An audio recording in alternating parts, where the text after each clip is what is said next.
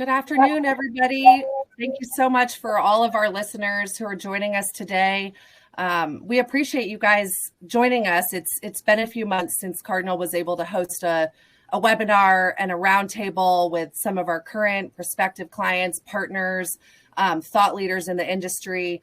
I just got back from maternity leave, so I'm excited to be jumping back into this. I took a few months off, but it's awesome. We have a great group for you guys today, and our topic is going to be all around growth. So our series last year was a lot about how do we respond to the pandemic? What is the new normal? How do we kind of reset those benchmarks? But we're way past that, right? We're on to the next. How do we grow? The world is, what it is today, and everyone's got unique challenges of, facing their specific companies, and we want to share those growth challenges with you, those growth strategies. So if you're a small group now, or appear to anyone who any of our panelists, that you guys can hear some insights into how they're facing today's challenges in healthcare marketing. So I want to go ahead and introduce our panelists to y'all today. First up, I'm going to introduce Cadence Senior Living. So I have David Hack here. He is the CMO of Cadence Senior Living. Really, really interesting organization. And I'm excited for David to share some of where he is trying to take the industry. Over 30 communities that are currently kind of under the Cadence Living umbrella in 9 different states. So a really exciting group. Each of the communities is typically branded individually. So David has a unique challenge of building both, an umbrella brand, helping each of these individual communities to grow. David is probably the most seasoned of all of our marketers here on the phone. I mean, his experience is just vast. I had an amazing introductory call with David where he shared all of the things that he's done, not just in marketing. David has been in tech. He's been in consulting, I think, David. So you've done quite a bit. We're excited to get your point of view. Next up, I want to introduce Ashley from Behavioral Innovation. So Autism Behavioral Therapy Group, over 70 locations, 4 different states, and bringing a really critical service to families in need. So we talk a lot about how do we acquire patients? How do we acquire residents? How do we acquire customers? But at the end of the day, everyone on this call in particular, our passion is in helping people, right? Connecting with the right customers, the right patients, the right residents who really need the solutions that we bring. So I will use some marketing speak today, but ultimately what we know is people like Ashley and David really just want to help people. That's what the organizations are all about. Ashley has over 12 years of experience. Ashley, before she worked at Behavioral Innovations, I've known her for a long time. She used to work in the DSO space. So lots and lots of experience in the multi-local space. If you have questions on multi-local patient acquisition, please put them in the chat because Ashley's going to be a great resource to you guys. And then last up, definitely not least, I want to introduce Matt. Matt is a great partner of Cardinal at an agency level. He runs a consulting firm specifically for multi-site healthcare. So I can't think of a better person to really speak on this topic of growth within this specific vertical. Matt has, we share a number of clients with Matt. He works in the vet space, the ENT space. He works with Ashley at Behavioral Innovations, does fractional CMO work, consults on, data, closed loop attribution. How do we get a CAC and how do we really make meaning out of the marketing activities that we're doing on the front end? So again, if you guys have questions on technology, how to set up frameworks, how to go from 13 acquisitions to really a nice rolled up marketing strategy, Matt's your guy. So we will go ahead and dive right in. I'm going to take down these slides because I want you to be able to see everyone's faces and really, make this a conversation as best as possible. So bear with me while I take these down. We'll go ahead and dive in. So like I said, the topic is growth, and I'm breaking this up into 4 segments: technologies and kind of marketing operations, considerations, so that you can go out and make acquisitions and open new practices. Matt, I want to pose this question to you because you are the integrations king. What do you think are some of the critical pieces that smaller groups on the verge of really rapid growth need to consider and maybe tackle now before that growth explodes? Yeah, no, that's a good question. I think it's always easier to figure out your platforms while you're smaller. It's easier when you're 2 practices versus 10 and 50 practices versus 100. So the sooner you can identify what platforms you want to be on, the better. Foundationally, I think on the website side, figuring that out from a scalable perspective, you don't want to be managing dozens of website platforms with dozens of vendors. So how you consolidate that and what that platform is going to be going forward. Landing pages is another one that we often talk about, especially with Cardinal and how we scale those up. Patient engagement could be a big one. Depending on if you have a consolidated EMR system or not, that could be a challenge. So figuring out kind of where you layer that in between your different brands, between your different practices is super important so that you can kind of have one environment. You're in that boat, right? You've got 30 different communities. Each carries its own local brand name and therefore needs to have its own, way of speaking, its own branding. How do you think about, you guys as Cadence Senior Living have one website, right, where you can go on and you can locate communities that way. But what to you has been important as you guys grow? And you mentioned just this morning, you've got 8 communities kind of potentially coming down the pipeline. How are you thinking about scaling from like a technology and platform perspective? Well, I think to Matt's point on that too, understanding clearly in the use of your tech stack, what is that approach going to be and to which of your customer base are you reaching out to? I think, that diversification of information is critically important for us, simply because from a technology standpoint, not all of our individuals that we want to have engage with us are really tech savvy. So we also have to have avenues that are available for them in order to have access. And we also need to ensure that if we have anything like visual impairment or any limitations, that we have technology that's in place that allows those individuals to also access the information and get the answers that they're seeking quickly. So I think from our standpoint, we had to, of course, unify. So coming up with, as you said, fixing glitches and patches from a tech standpoint on the back end. Yeah. And just to piggyback on that, David, I opened with saying, I think your perspective on changing just the terminology in the senior living space is really fascinating. When you think about messaging and the LinkedIn profile for Cadence Senior Living talks about modern aging. You and I spoke about modern aging. And right now in the space, you go on and you pick if you need a senior independent living community or an assisted living community, and you just kind of get put into these buckets. When you think about changing, monumentally changing the way the entire vertical is framed up, how do you then disseminate that down to 30 different communities? Like how can you unify everyone behind that common message? You wave a magic wand and it's done. Right? That's that simple. No, I think, to your point on that, and when we utilize the term modern aging, what we're trying to get people to be really acutely aware of is that we're all aging. Some of us embrace it, some of us fight it, some of us are dreading it. We're all in different spaces. But the reality is we spend so much time of our lives being put into individual boxes or being given limitations based on what we might have as a medical condition or whatever the case may be. Clinical standpoint, we are going to delineate between the three.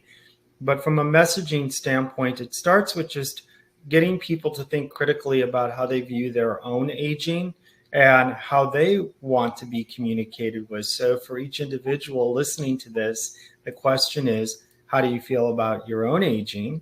How do you want to be communicated with when you're aging? And do you want to be treated just like you're treated today? Or do you feel that you want to be treated like you're now a senior citizen? And I guarantee you most people do not want to be treated like a senior citizen. So when we started the discussion around modern aging, which was about 2 years ago, we talked about the fact that, you know, great and epic things don't happen overnight and they don't happen easily. But it's important that when we begin the process that we're intentional about it and we embrace it and we speak the language on a regular level. And what has been probably the most rewarding surprise in this is that the more we communicate about modern aging, the more our constituents, and it doesn't matter which avenue they're coming from or pathway they're leading to us, they embrace that term modern ager rather than senior citizen very quickly. And so I think it's just a new dynamic in thinking. And from a communication standpoint, that we're trying to make those major shifts. That's really awesome. Thanks for that perspective, David. I realize the other kind of big piece of growth, you know, technology and messaging are there, but as your organizations are growing, whether it's because you're making additional acquisitions or maybe you get another round of PE funding, however it's happening for you guys and your groups, the team behind you is so important. And I get asked this, I can't tell you how many times and Matt probably too, I get on a call with someone who's just starting the process and they say, who do you think I need to have in-house? What would be a good use for an agency versus what I should keep in-house? What should my next hire be? Here's what my team looks like today. So I was curious, and I'll ask Ashley this first. Ashley, when it comes to building out your team, whether that's through hiring internally or bringing on supplemental agencies, and I know you have quite a robust agency network working for you guys, how do you think about building that out? What is the strategy there? So what you said is spot on, right? It's always a consideration of what your goals are. So if your goal as a company is, specific channels, be it social media or paid search or, the organic medium. So when it's a question about what we keep internal versus what we outsource to an agency, it entirely depends on what the needs of the company are and the talent that you currently have in-house, right? So your marketing team can, you hire for some critical roles that they can play. It could be anything from design, could be someone who's analytical, someone who is a great copywriter. I feel that, in our work together, I think whenever we've interacted, we've always had this question about, hey, if it's a new channel acquisition, for example, something that the team is not really in tune with internally, maybe that's a place where you get industry experts in and you have that conversation, right? So if let's say it's something around geo-targeting that you've never done in the past, it's paid social media campaigns that you want to launch in terms, on a region basis, then maybe it's apt to bring in agency partners and have that conversations. But at the end of the day, I believe that it all depends on your goals as a team and what you would like to keep in-house versus what you're okay with outsourcing to agency partners. Yeah, absolutely. There's no COOs or whoever is trying to build a marketing team to think about in terms of building the capabilities. Yeah, I think there's subject matter expertise that's very difficult to find inside of an agency that you need in-house still, just to better inform your campaigns, your content, and so on. I think what we find, especially at scale, is that there's a relationship that's needed between marketing and what's happening operationally at the clinic level or practice level, whatever you refer to it, or resident level. And that relationship can be very delicate because marketing is often a redheaded stepchild. It's, HR, finance, accounting, IT. They almost always take some precedent over the marketing need, who's over here like, hey, do you have handicapped accessible bathrooms? Because we want to update your Google page, right? They're like, stop being noisy. So having someone that could own that relationship internally versus having the agency do that hand-holding, I think is really important as well. But functionally, I think until you get to a certain scale where it makes sense to start bringing something in-house. The agency side is able to offer a bit more. I really like to see, regardless of the size, someone who owns the brand internally. As an external agency, asking me to define who you are and who you want to serve is really not the right place, I think, usually for a third party. Your company should be built on those principles, and I really like to see that being owned internally. I don't know if anybody, I saw David nodding. It sounds like everybody would agree with that. Yeah, awesome. I want to pause quickly before we talk specifically about some digital marketing channels, because a lot of our audience wants to hear about what you guys are doing. I did get a question in the chat from Rebecca, and I think this was while David was speaking. So David, this is for you.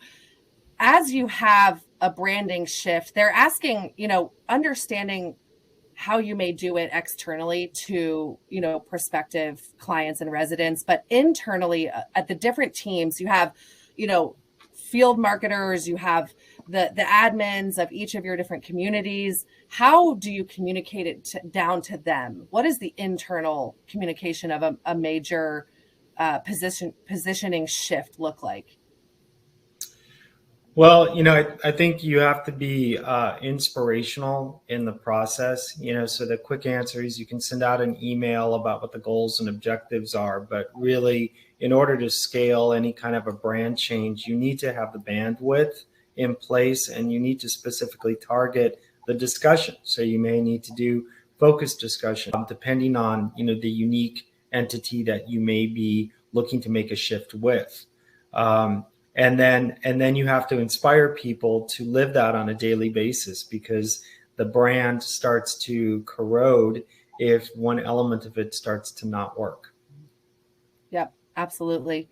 Yeah, I mean, your internal teams, whether that's, an admin at every practice or, the providers that are actually providing care, I mean, they are the ones, you can tell them what the vision is, but they have to live it. They are the ones engaging at the end of the day with the end customer. So it's the same thing we see in marketing. We can say one thing on the marketing side, but it really needs to be proven and lived every day by the team fulfilling the work. So I'm happy to hear that you guys are thinking about that as a channel, not just how do we, acquire new clients to the business. Hopefully, Rebecca, that answered your question. If you have any follow-ups, please feel free to chat us. I did get another question through the chat, and I think it's a good segue into some more tactical work. So Kelly asked, she wants to understand the impact of video, right? So video within your healthcare marketing strategies. Are you guys, so generally would love to get a thought, maybe I'll start with Ashley, how you guys are using video. And then she also asked, are there any tools you're using to help you build out, the visual branding? Absolutely. So yes, we do have, having a child that's diagnosed with ASD. All of a sudden your world's, upside down and you don't know what to do. So we understood the need for that. We had a lot of parents who reached out to our centers, our clinicians, just asking about basics, right? What are the signs of autism, right? How do I know my child has autism? Could this be a sign of autism, right? So we saw this giant need of this explainer series where we could take some of these concerns and address them in a video format, right? So what we launched was a series of animator videos, and specifically speaking to some of these concerns and issues that parents have been, just reaching out to us. So we use that. We use a external source, video animation company that actually creates these videos. We provide them with a basic script, a basic guideline on, hey, it needs to be like 5 minutes. This is what we are hoping to achieve with this video. We work with the team to create a video ready script, have a voiceover done, and then work with them on the animation aspect. Once the video is done, we have that housed on our website as a resource for our parents. So anyone who goes to our parent resource section, they have these ABA answered videos that they can check out. And then we also use these videos as a content tool on our social media pages. So we have these videos going out on social media. We have it going out on our CRM campaign. So for example, if a parent is contacting you for the very first time, do not know anything about, ABA therapy, rely heavily on just educational material to provide that background on the services that they provide. Yeah, and I think it's one of the biggest barriers I see to growth for groups that aren't quite ready to invest financially in video and to invest the time it's going to take to really build out that content. We get asked a lot to tactically, hey, I want to be on social media, or I want you to run display campaigns. But our challenge is typically we need the right assets, right? To just put something out on those channels in the wrong format, or not taking advantage of, the opportunity to get in front of prospective patients with the right message through video is usually actually the barrier to our clients being able to expand up and onward into these channels.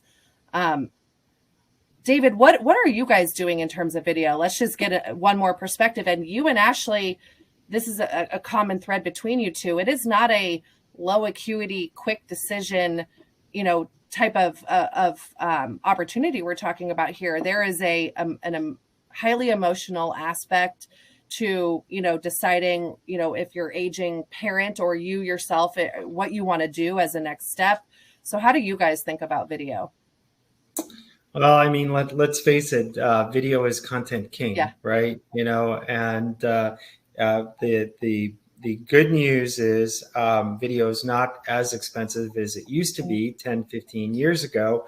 The bad news is it's still expensive. So, I think we also have to look for engagement tools that are affordable and cost effective.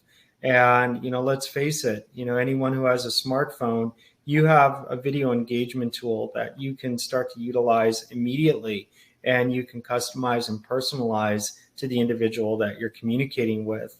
And we use a couple of platforms to help with that. And so two platforms that we utilize as a company, one is called One Day, and across the senior living business, it's a pretty common known entity. It allows us to customize by brand, by specific audience that we want to reach out to. And we're utilizing it not only from a marketing perspective for client pathway, but also for recruitment, because we know the team is what's going to make the largest difference to the quality of our overall services. We also utilize a very cost-effective tool called Visiting Media, which for locations that need to have a physicality to them, a virtual tour, a virtual photo tour, or a tour of a location, whether it's a building, a clinic, an outpatient resource line, just so that you know where you're going when you arrive somewhere.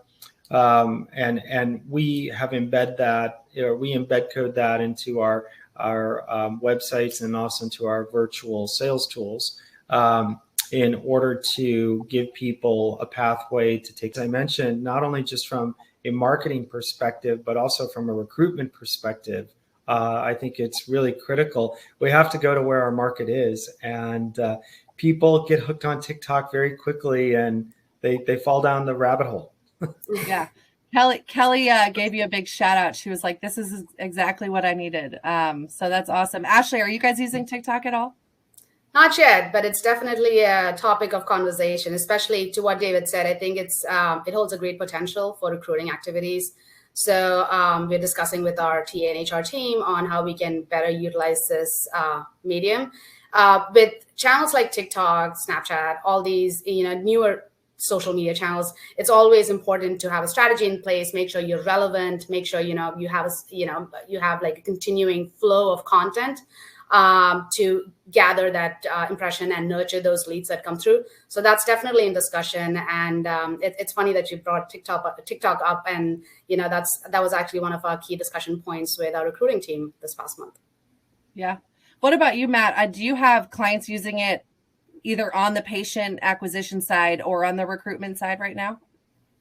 Not yet. It's come up a couple times. We work with one of the mutual client of ours, one of the largest plastic surgery and reconstructive groups in the US. And if you follow any plastic surgeons, you'll know that there's some that are has actually come into play for us from a recruiting point of view, depending on the professional that you're going after. So we've been exploring alternative advertising mediums for that. But in terms of just like a TikTok video play, we haven't quite got into it yet.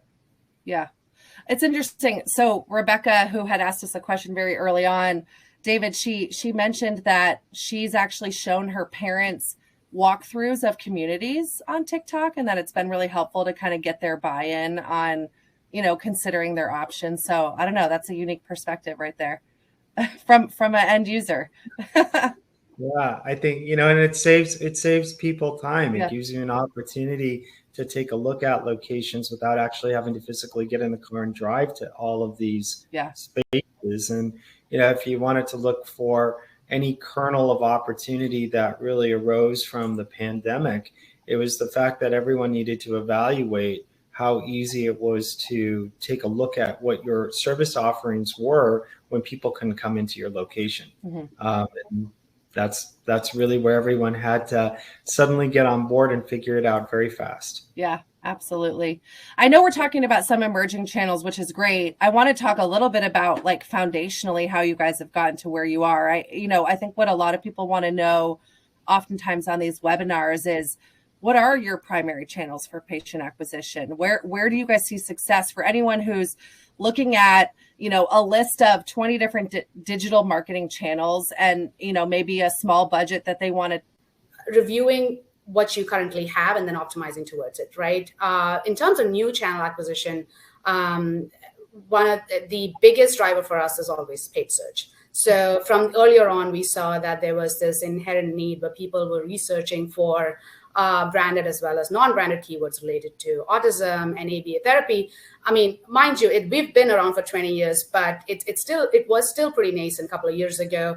People were still trying to understand what the therapy was. There are different therapy options for autism. So how is ABA therapy different from others? So we saw this increased traction just through, keyword research.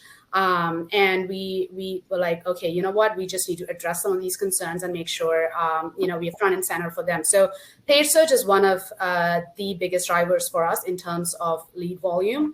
But simultaneously, we also work continuously on boosting our SEO rankings, right? So we have center level pages. We want to make sure that when someone is searching for you, using those near me or geo-specific keywords, you show up not just in the paid search section of the SERP page, but also in organic results, because we've noticed that our lead to admit conversion window is longer than, let's say, a DSO, right? Usually when someone's searching for a dentist, they are in need for some kind of extraction and they can get in like the very next day.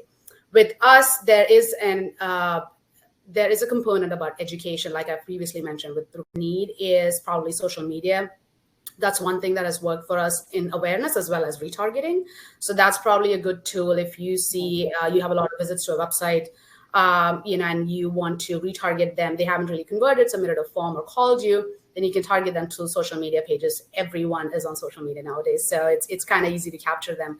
And then for markets where you need an urgent need, there's an urgent need for brand awareness, especially if it's a new market that you're going into. For example, we went into Colorado a couple of years ago. We have 8 centers there now, but when we started off, there was this need to have this awareness around the behavioral innovations brand. So we looked to display ads and having relevant display ads in websites, in-app videos, just to make sure people who are engaging with autism and related topics, they were seeing our ads and then just tracking them through our website visit. So it's definitely a marketing mix, but in terms of overall lead generation, I think paid search is definitely the biggest driver. So there's the recipe for anyone at that stage of growth who hasn't dabbled in it yet. That's a great comprehensive overview, Ashley. I know Matt would agree, because Matt and I work a lot on what is the right mix for groups just getting started. David, anything different in your world that you would throw in there? No, I agree with Ashley entirely. Mm-hmm. You have to be nimble and you have to flex. If you just sit and are dependent only on PPC, you have to look at what channels are actually performing on a regular basis. And so the only thing I would add to that is if you're looking at an agency to help you with this rather than you taking it on internally. And speaking of data, because that's a fantastic topic, and for anybody listening, our next series is going to be like a super data centric topic, but it's something that we love to talk about all the time, and you guys are a great audience for it. So someone said we're having challenges pushing first party data to our platforms, right? So, creating audiences, lookalikes, things like that. Are any of you guys doing that successfully right now, taking your first party data and using it in a compliant manner? So I can go first. So we do have some retargeting campaigns that we run at the back end. It's primarily focused on, your website visitors. So like I said, anyone who's engaged with your page but hasn't really converted. So we follow them through pixels and, retarget them because it's also very dependent on your industry. Like in our sector, from what we've seen, there is a consideration period window where there are parents who are still considering engaging with your content, but not necessarily submitting that lead because it is confusing, and we understand that, right? So we want to make sure that we are top of mind when they're ready to pull that trigger. So we have some retargeting, campaigns in place, and it always helps just looking at your website visits that haven't converted during a certain period of time and retargeting them. In terms of lookalike audience, that's also something that we've dabbled with especially in social media. So from our agency perspective, I think retargeting can be thought of a little bit differently, maybe lumping it in with something called sequential messaging, right? So we think of social media like a full funnel, and at the very top is just a wide net of people that may fit your demographic target. So serving a video to those individuals, and we know video it's the cheapest inventory to buy on digital platforms. It's really the most engaging. And then using audiences, creating audiences based off of who's engaged with that content. So it doesn't mean that they came to your site necessarily, but maybe they've engaged with you in other ways. And yes, there may never have been a touch point on your website or a touch point through phone or contact, but maybe they did engage with you by just watching a video to 75%, right? Can you put them in a slightly more qualified audience than, the average, Facebook user, and maybe try serving them a different message to see if that resonates? So that's a strategy we've kind of thought of using on some of these more visual mediums too. I want to be mindful of time because there's a couple other topics that I do want to get to. Ashley, this question is coming back to you, and I think that you're in a unique situation that happens to a lot of healthcare groups.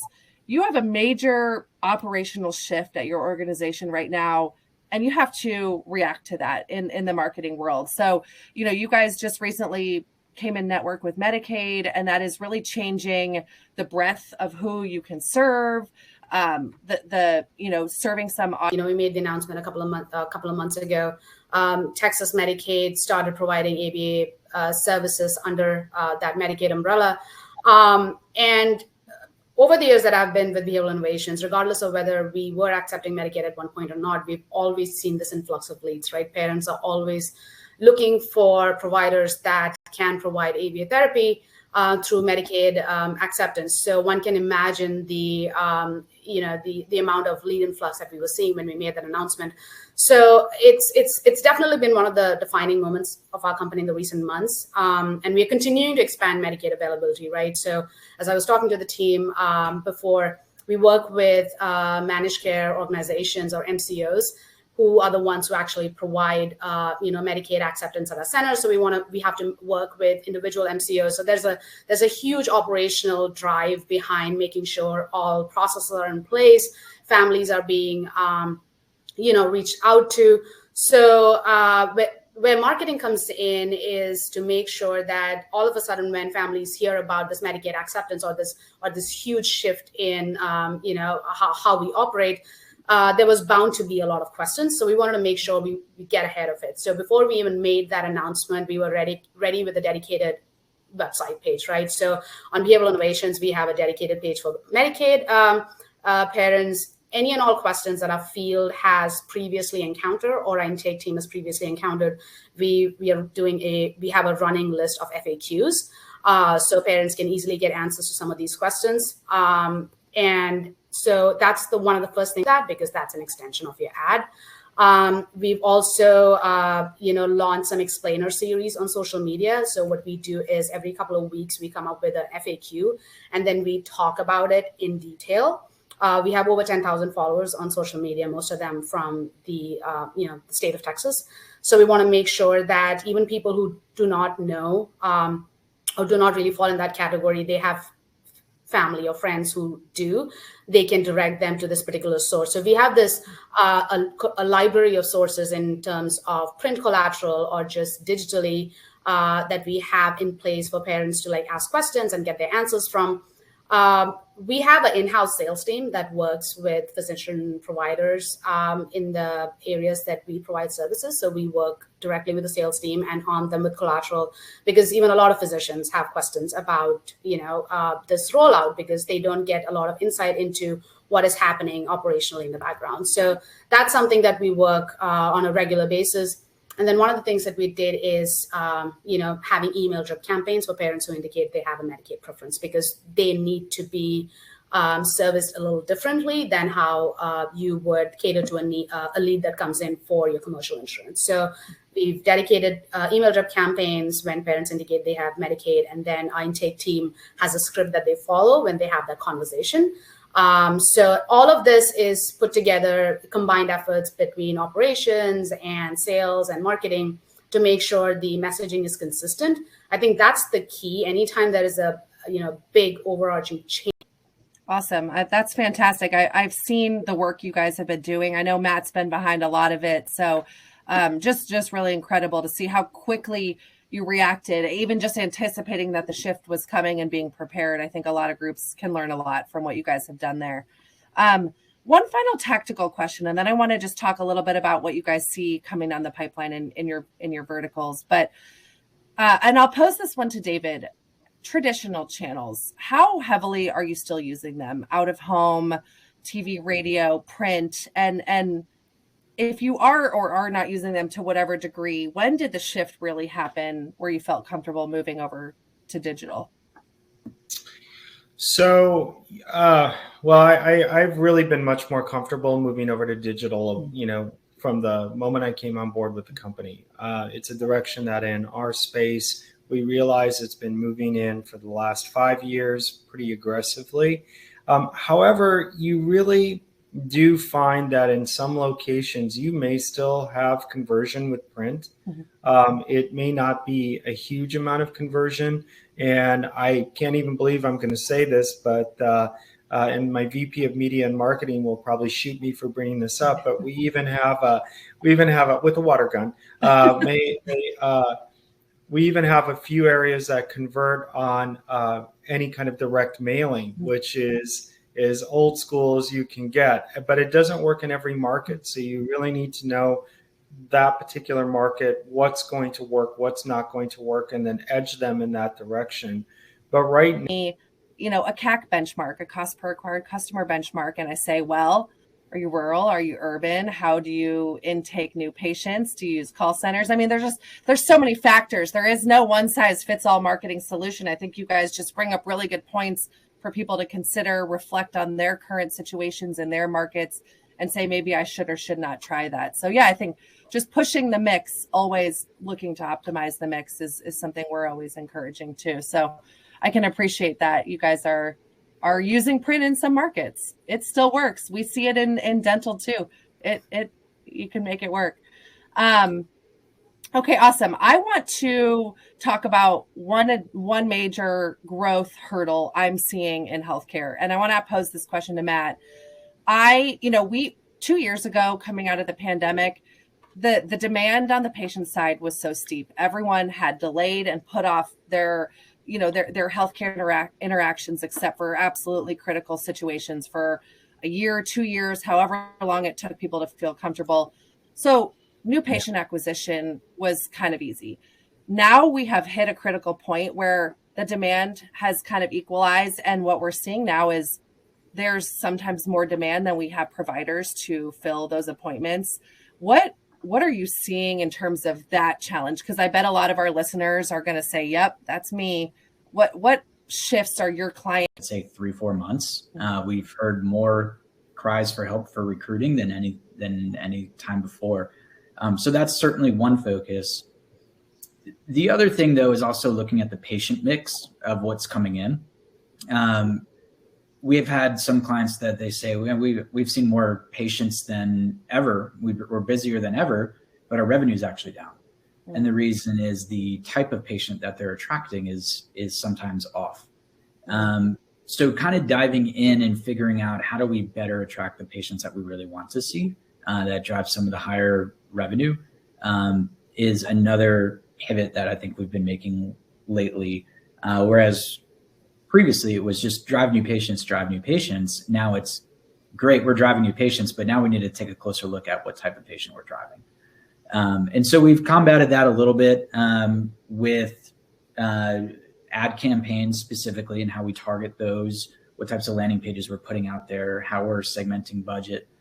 Another piece, kind of coming back to the video topic, especially with a specialty program, if you're in an industry that's got like specialty care, video has been huge for that. If it's a rare surgery or procedure or treatment that you offer, having those patient stories in the form of video, we end up receiving feedback from doctors and clients, and even just seeing it in patient forms and so on, that they say, I didn't know this was even possible. I watched your video and I couldn't believe what I was hearing, right? And it's almost like life-changing for them, that they can't believe that they found this doctor, and how they found him was on YouTube.